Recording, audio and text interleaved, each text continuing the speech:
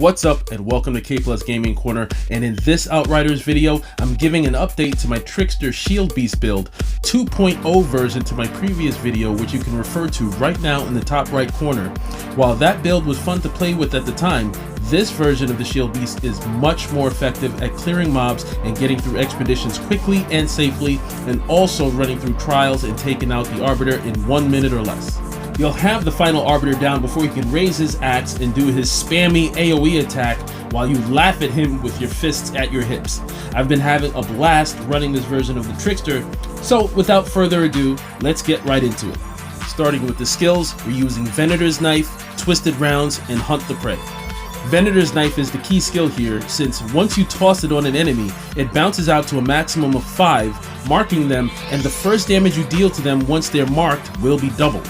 Twisted Rounds will amplify your weapon damage based on 35% of your anomaly power, and the way you'll want to run your Shieldbeast build is you want to ramp up your shield to 100%, since the set bonus states your anomaly power will increase based on each percentage of shield gained, so maximum shield is 100% or double your anomaly power.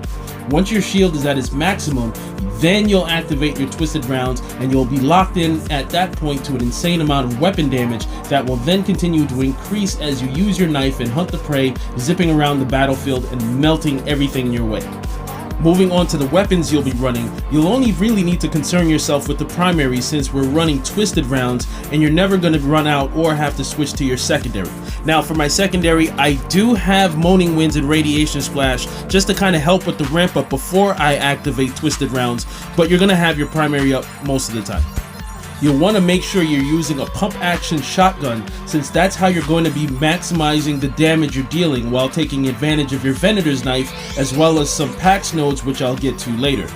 You'll want to get yourself a shotgun that has anomaly enhancement, and ideally one which has Fortress or Mage's Rage in the APOC slot.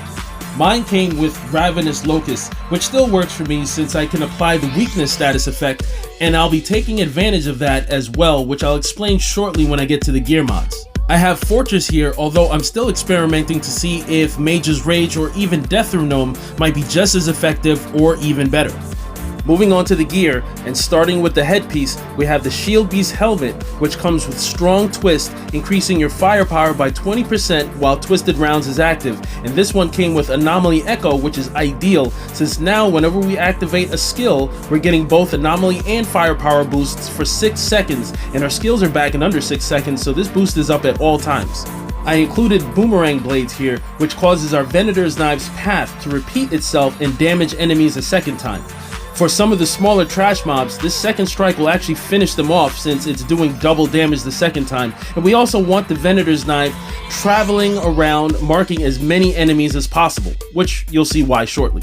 We're using the Shieldbeast Vest, which comes with Skull Piercer, increasing our critical damage with each critical shot, and these came with Captain Hunter, which is great since we're getting our extra 16% damage against elites, and we don't have to spend too much time trying to fit it in elsewhere in our build. I included instant reload here, so now whenever we hunt the prey, which is every 5 seconds the way I have it set up, we're reloading our Twisted Rounds, and with this we're never running out of ammo. We're using the Shieldbeast Trousers, which comes with Eager Edges, adding 2 more bounces to the knife's ricochet path, which is great, since that means 2 extra enemies affected by the knives each time you toss them out. Buckshot Shells here adds an extra 12% shotgun damage, and then I have Anomalic Caliber, which gives a 30% resistance piercing bonus while our Twisted Rounds is active, boosting our anomaly power due to Unstoppable Force, which I have on the shoes, but I'll get to the shoes later.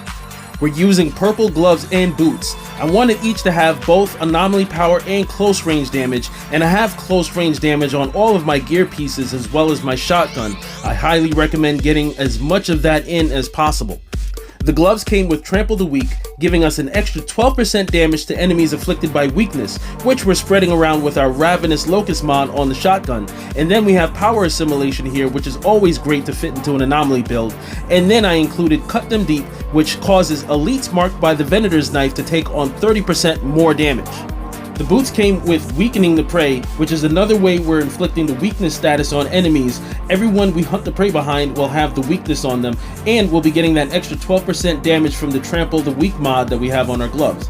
I included no escape here, which increases the Venator's knife's range by 25%, so it can bounce even farther between enemies and ensure you're always getting your maximum marked targets when you activate the skill. As mentioned before, we have Unstoppable Force here, which increases our anomaly power based on how much resistance piercing we have, which is at 60% for me as long as Twisted Rounds is active, so that means an extra 30% anomaly power. For the class tree, we're starting along the bottom and grabbing all the anomaly power nodes and making sure we hit up Counter Shield, which increases anomaly power by 50% whenever we toss out our knives, and then Combat Shield's Timeline, which increases anomaly power by another 50% whenever we hunt the prey. I came up through the middle tree to grab shield nodes, since because our anomaly power is also affected by how much shield we have, we want as much shield gain as possible, and we want the shield degrading as slow as possible. I grabbed Long Odds, which increases your armor by 15% for each enemy in close range, helps with some defense and protection, but this one's optional in case you wanted to grab a different node. You can let me know in the comments which other nodes you may prefer to hit up. I always welcome different ideas and perspectives. I also grab Outrider Executioner, so we're also increasing weapon damage by 35% whenever we hunt the prey, and then an Arms Trick node to fit in even more close range damage. For the Pax Tree, this is the most important part of this build, since the keys here are going to be both Goals Beyond Understanding and Meticulous Schemer. Goals Beyond Understanding is going to make it so any damage you're dealing to elites tagged with your knives has a 25% chance of doing an extra 200% damage, so triple the damage, and that on top of the double damage Venator's knife already inherently does, plus the fact that you're using a pump action shotgun will make it so you're constantly dealing insane amounts of burst damage to elites.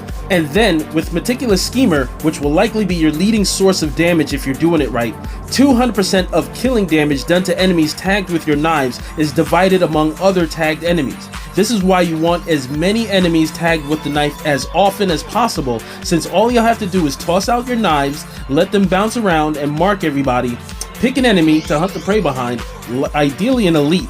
You'll kill them with one blast, and that one shot will propagate along to everyone else at triple that damage. One shot from your shotgun will melt everything around you before you realize they were even there. All of this combined makes the Shieldbeast Trickster one of the best builds in the game, and even has the potential to one-shot O'Kreel. I always say Ascension points are whatever you decide to go with. This is how my Trickster is set up so far. Feel free to set yours up however you see fit. There you have it, that's the build. Shieldbeast Trickster using a pump action shotgun utilizing Meticulous Schemer. As I said, it's great for both trials and expeditions and taking out the final arbiter with ease. Let me know down below if you have any comments, questions, or suggestions. I always love chatting with you all out there. If you like these videos, do give it a thumbs up, as it helps out the channel a whole lot and I greatly appreciate it. And please consider subscribing if you'd like to see more, especially since it's free and will keep you posted whenever a new video drops or whenever I'm going live. I appreciate you guys checking this out, and I'll catch you all on the next one. Until then, peace.